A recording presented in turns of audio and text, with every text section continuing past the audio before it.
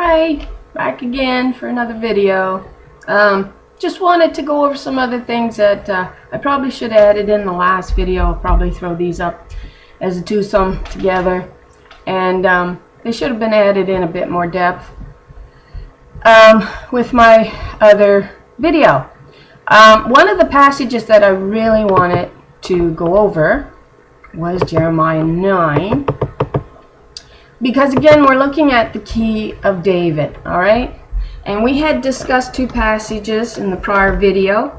They popped up in, where'd they pop up? Isaiah 9. We'll go there and we'll recap, okay? We'll get a quick recap here on what we were looking at. Okay. So it was Isaiah 9. And it was verse 6. It says, "For unto us a child is born, unto us a son is given, and the government shall be upon his shoulder. And his name shall be called Wonderful Counselor, the Mighty God, the Everlasting Father, the Prince of Peace." I think it's funny how the son is called Father. And oftentimes they'll say, well, you know, the Father spoke to me, and then they'll sign it the Son. It's like they can't make a distinction. And yes, I know they're one and the same, but you better learn to rightly divide who's who. Because while, yes, we call them one, we call Adam one in the beginning, yet there's two distinct roles to be viewed. And I find even in the passages they have trouble dividing who's responsible for what. So they'll stick, wherever it's the son, they'll just tag on father generally. So we were looking at that passage, and we were looking at what the government was. It tells us in the Bible what it means by the government upon his shoulder. It tells us precisely what that is, okay? And we find it in Isaiah 22, verse number 22. 22. Nice, huh? And the key of the house of David will I lay upon his shoulder. So he shall shut, and he shall open, and none shall shut, and he shall shut, and none shall open. So what's laid upon his shoulder? Well, number one, the key of David, and the key of David is called the government.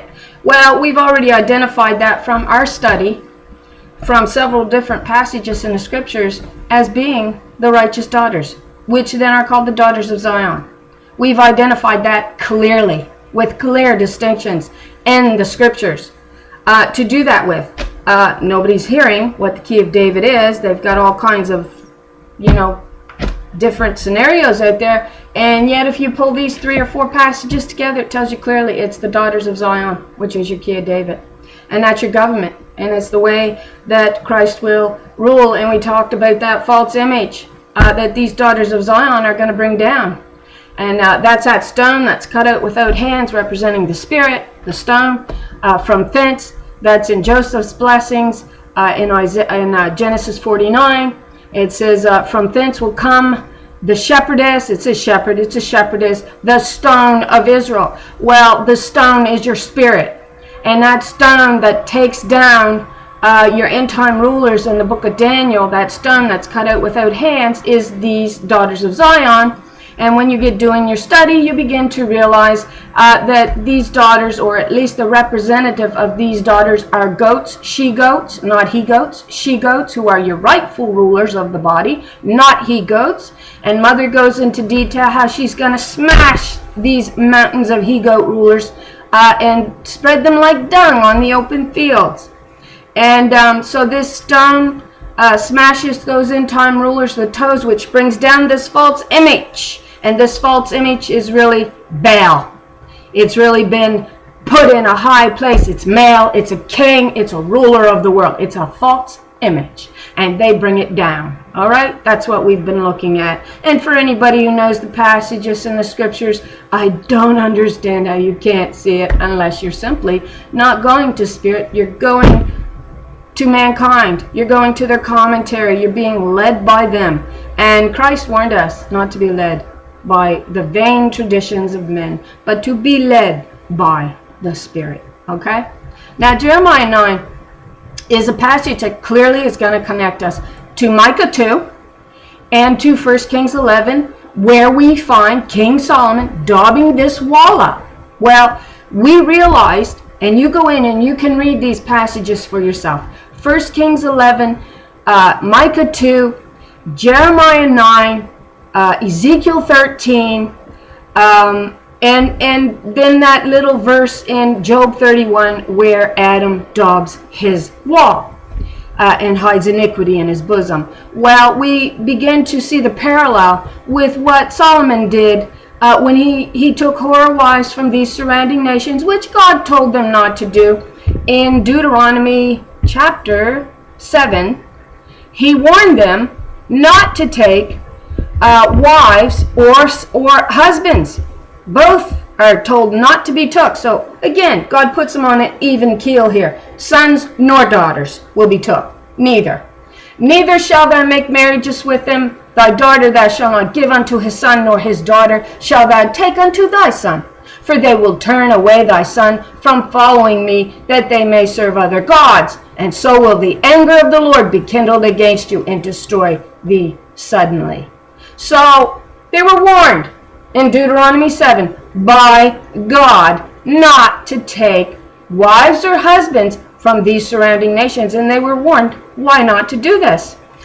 Now, the interesting thing is, and we discussed this, less than 15 chapters later, it's just completely overruled. I don't know why. We're not actually told why. It's just, you know what I believe? I believe it was men dabbling with the laws of God. Because I don't believe for 5 seconds that God is this fickle. I believe it's men going against God. And I believe here they begin to behave in a like manner to the surrounding nations and how they treated women. And the women here, you have your whore spirit in view and you have your righteous spirit. And we're told in Galatians 4:24 that these two women are an allegory to two covenants. So you got one covenant with the whore spirit, and then you got a covenant with the righteous spirit. And it is the spirit that makes you in the likeness of God or not in the likeness of God. So if you have a righteous spirit within you, you would then be determined to be made in the image of God. Once Adam rejected the righteous spirit and set her apart, called her Eve, mother of all life, mother of all living, and made a covenant with that whore spirit, and then he daubs that wall off, right? That's what we were looking at. He was no longer the image of God. He wasn't. Because it's the spirit that cuts us out into the image of God. That's what does it. That's what we're seeing more and more. Or at least I am. You may not be seeing it, but I am. So God says to him, all of a sudden it changes. It says in Deuteronomy 21, verse 10, when thou goest forth to war against thine enemies, and the Lord thy God hath delivered them into thine hands, and thou hast taken them captive, and seest among the captive a beautiful woman, and has a desire, a lust, unto her, that thou wouldest have her to thy wife, then thou shalt bring her home to thine house, and she shall shave her head, and pare her nails, and she shall put the raiment of her captivity from off her, and she remain in thine house, and bewail her father and her mother a full month. And then after that thou shalt go in unto her, and be her husband. Wow! Yeah! And she shall be thy wife. And he humbles her, he humiliates her. Well, we know what that means, don't we? Sure we do. But you can't sell her once you decide you don't want her. Verse 14, and it shall be if thou have no delight in her after you've slept with her, forced her, then thou shalt let her go whither she will, but thou shalt not sell her at all for money. Thou shalt not make merchandise of her, because thou hast humbled her, humiliated her. That's the idea. He raped her. Humiliated means rape. Now, I know these were whore nations. But it doesn't mean that these women were going, hey, come in. It means idolatry. They were serving other gods. All right, that's what it's telling you. And but God all of a sudden just, no reason for it. You know what the reason is? Men just determined it was so and wrote it in there. That's what it was. And so in Jeremiah 9, I didn't include this in my study to show you what the key of David was. And yet it's clearly alluded to in there that it absolutely does connect to Micah 2, where it says they oppress a man and his heritage. It's really a woman and her heritage. That's verified when you read the entire passage. It tells you it was women that they were oppressing and removing. Widow women from their properties is verified in 1 Kings 11 that it was widow women that they were coming against. They were removing them from their rightful birthright, from their homes. They were demolishing their homes, and their birthright was Mount Zion, from whence the law issued from. David kept this gate open. It's called the key of David. It was found in these righteous daughters, and David allowed them to continue on in their rightful place, their birthright. Now, Solomon began to take wives from the surrounding whore nations. It tells us that in 1 Kings 11, and it's a slow build. It tells you, and it brings you up to the word Moloch. It says Ashtaroth, he exalted his wives, these Ashtoreth pole. But let's not bear in mind that he was also exalting Moloch, and Moloch means great king. So what he got out of this deal was that he was being built up as a great king. The interesting thing most people don't realize about our first Bible that was translated in English, I think it was the first, it might not have been the exact first, but our Bishop Bible. And when you go in and you look at the original Bishop Bible, they have Christ's lineage as coming from King Solomon. You tell me that ain't telling you it was Freemason that translated that? You tell me that don't got Freemasonry all over it. You tell me it doesn't. Because it clearly indicates that the Christ lineage of Christ did not come through Solomon. It did not. It came through Nathan. David's son Nathan was the lineage, is the lineage that Christ is traced through, not through Solomon. And yet the Bishop Bible makes it clear. It draws this huge line from Solomon down through and puts Christ's line. Oh, you know, sucker, anyone? Just put 2 and 2 together. Just put 2 and 2 together. So let's read Jeremiah 9. I'm going to go in and check my camera here. Okay, everything seems good. I never know. So we're going to look at Jeremiah 9 here. It says, "Oh, that my head were waters," of course this is Jeremiah speaking, "and mine eyes a fountain of tears, that I might weep day and night for the slain of the daughter of my people." See, Jeremiah knew what was going on. He saw it clearly in his day. "Oh, that I had in the wilderness a lodging place of wayfaring men, that I might leave my people and go from them. For they all be adulterers, an assembly of treacherous, unfaithful men. They were rejecting the righteous spirit, which was called the key of David, which was represented by the righteous daughters." They didn't want them. "And they bend their tongues." We talked about your tongues being your sword, your pen, your words, and your bow, your words, your arrows. Okay? And watch what they were doing with these. "And they bend their tongues like their bow for lies, but they are not valiant for the truth upon the earth.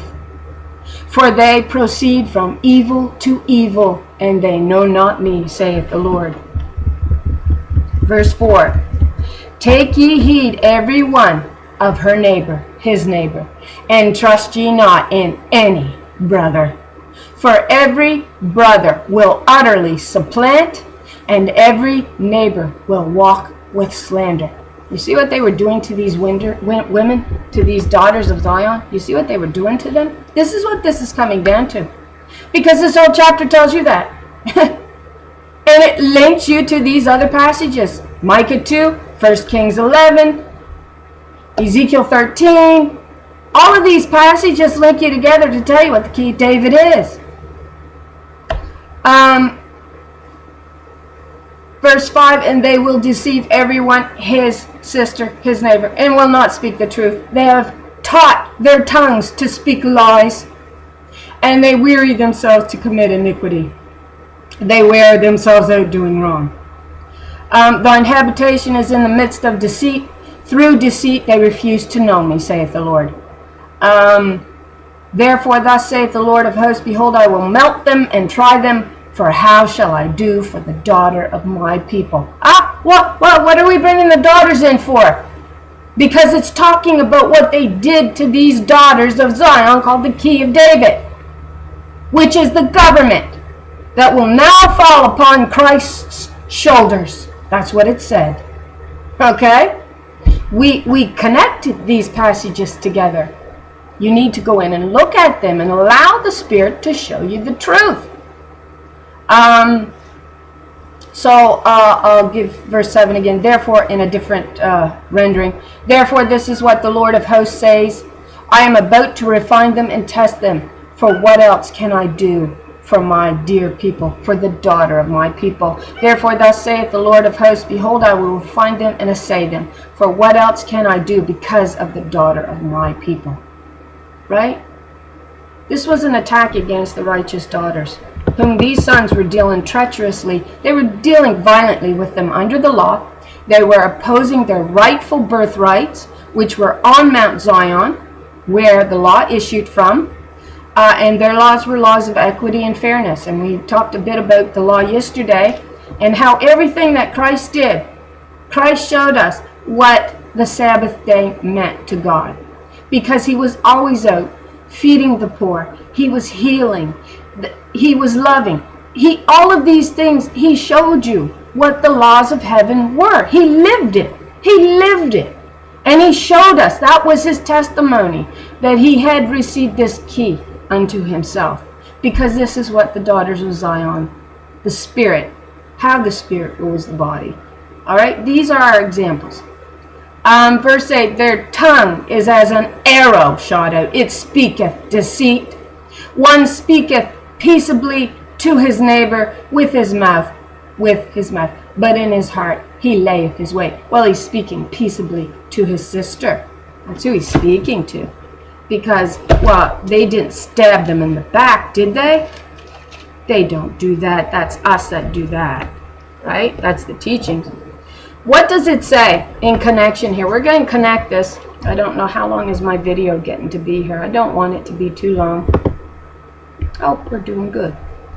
We're going to connect to this particular verse in Jeremiah 9. It says, their tongue is as an arrow shot out. It speaketh deceit. One speaketh peaceably to his neighbor, to his sister, with his mouth, but in his heart he layeth in wait. He sets up an ambush. He gets ready to take her out. He gets ready to stab her in the back. What does Genesis 49 tell us in Joseph's blessing? Watch what it says. It says in Joseph's blessing, Genesis 49 verse 22, it says, Joseph is a fruitful bough, even a fruitful bough by a well, whose branches, this is daughters. When you look that word branches up, it's daughters. Whose branches run over the wall. Well, the wall that we're looking at is the key of David. The gate that was left open, that we're told in 1 Kings 11, that Solomon daubs up. He daubs the wall up. In effect, locking in the Holy Spirit and the transgression. That's the same verse that you'll find in Job 31, where it says of Adam, if I be like Adam and hide transgression in my bosom. When you look it up, it's daub. He daubed it up. He hid it. And this is what the analogy is to what Solomon did to the wall, which is now becomes called the Key of Solomon. And this is why the occult world exalts that Key of Solomon, because they're exalting the Holy Spirit, trying to keep her in power in the midst, whereas we see her cast to the earth at the 3.5-year mark. It's going to be a blockbuster video.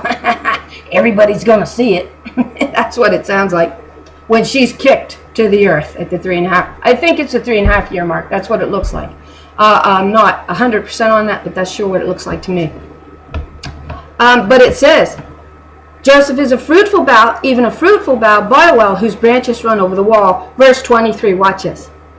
The archers. That word for archers there is Baal, your husband, the men who are in charge, who built this false image that is going to be took out by this stone that is going to be cast on the toes of that false image.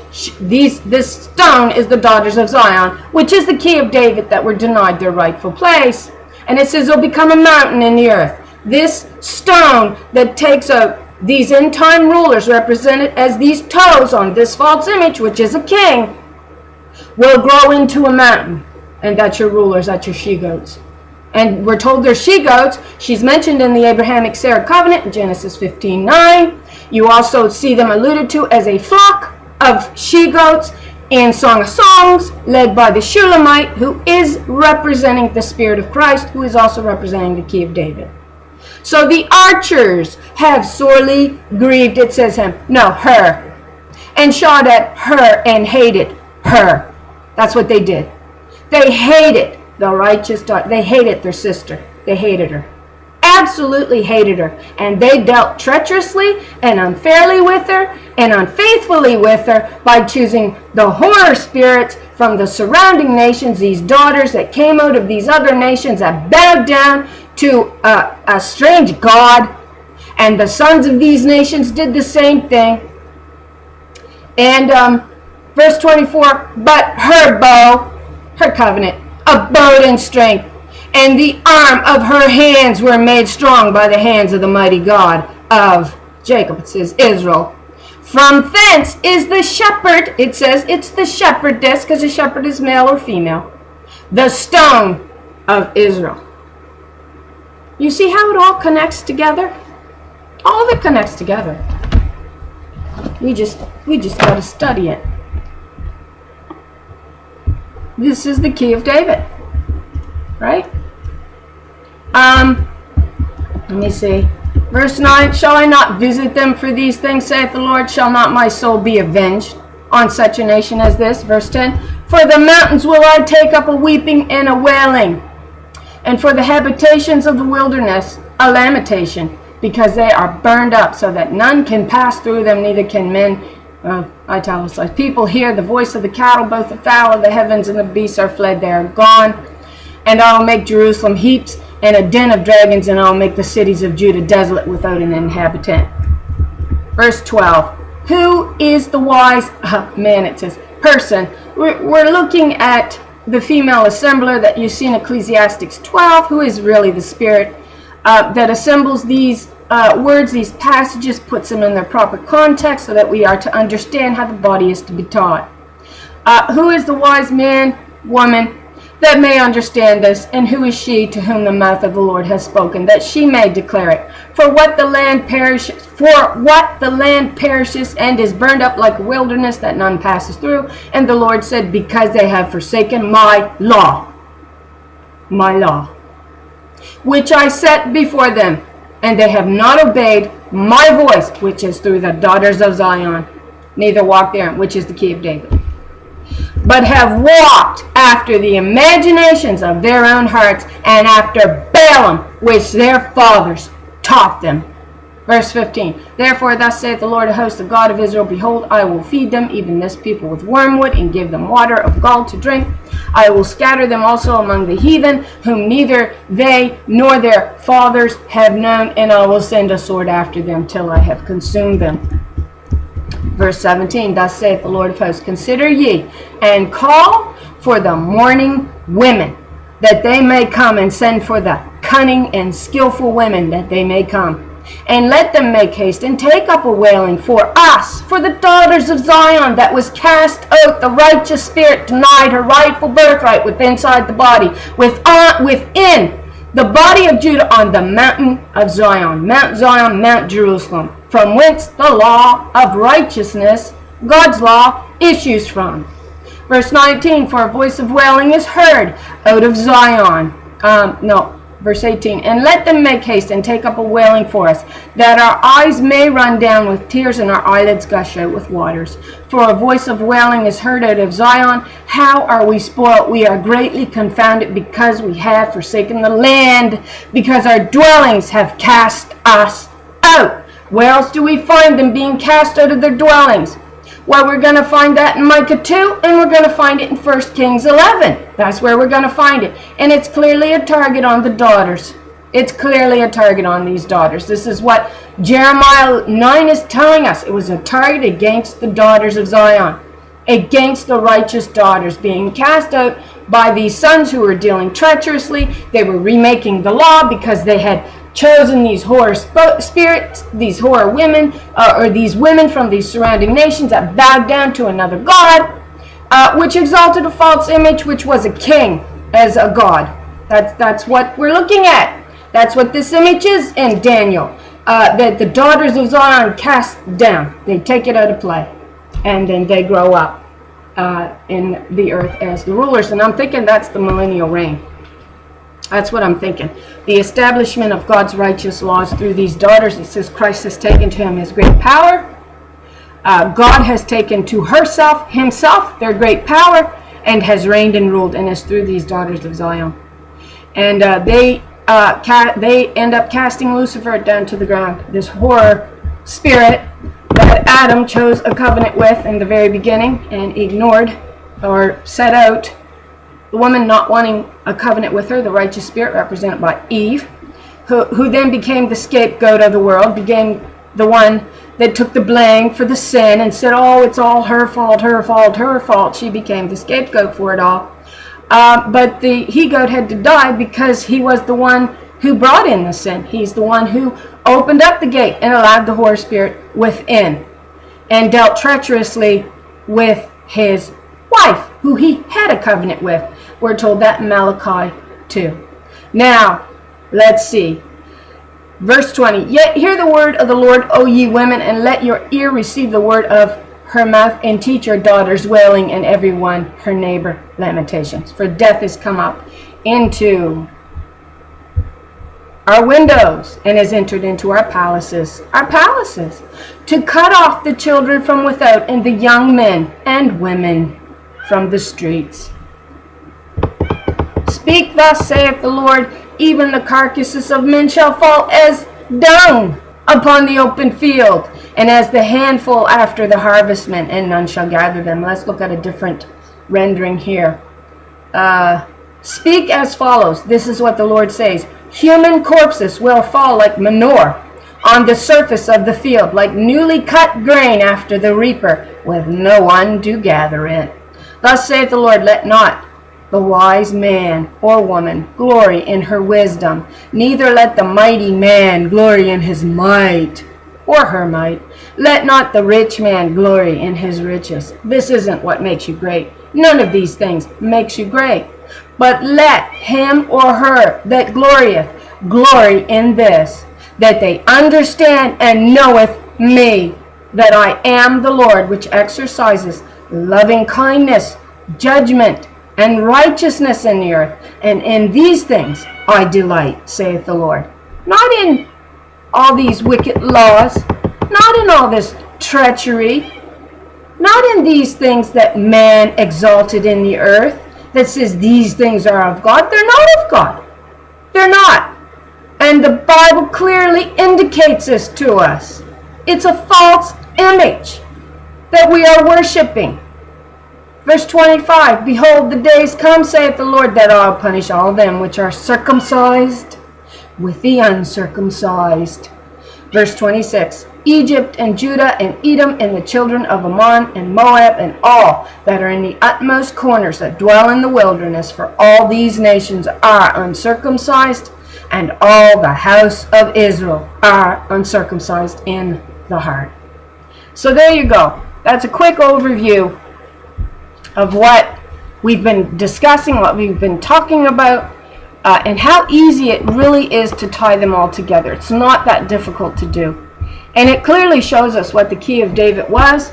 It clearly shows us that this key of David is laid upon Christ's shoulders, which is the government, which is this daughter of Zion, these daughters of Zion, which will grow into a mountain in the earth once they take out that false kingly image that man has built up and exalted as a god in the earth, which is Baal, comes through Baal worship, and certainly Moloch and other similar gods. Every religion of the world, doesn't matter which one you're looking at, Judaism, Islamist, Christianity, they everyone subjugate women, and the purpose behind that is it is an attack on these righteous daughters of Zion. They do not want us picking our heads up. They do not want us doing that. They want to keep your head suppressed and believing in a false image. That is what they are trying to stop you from doing. And it is clearly indicated what the key of David is, and that it is the government that will rule this world that was rejected in the beginning. Now that's clearly indicated in these scriptures and in these passages. And if you go in and you take a look, you see the manipulation that went in to deceiving us. You see it clearly. There's no way you can't. I just don't understand how you can't see it. So anyway, that's my video. I hope you understand what was said in it, and how it clearly connects what the key of David is, which is these daughters of Zion, which will grow into a mountain in, I believe, the millennial reign. I haven't really looked clearly at it yet. So anyway, may God bless my brothers and sisters, any who's watching my videos. I hope you actually are taking away something from them. And I hope you have a blessed day.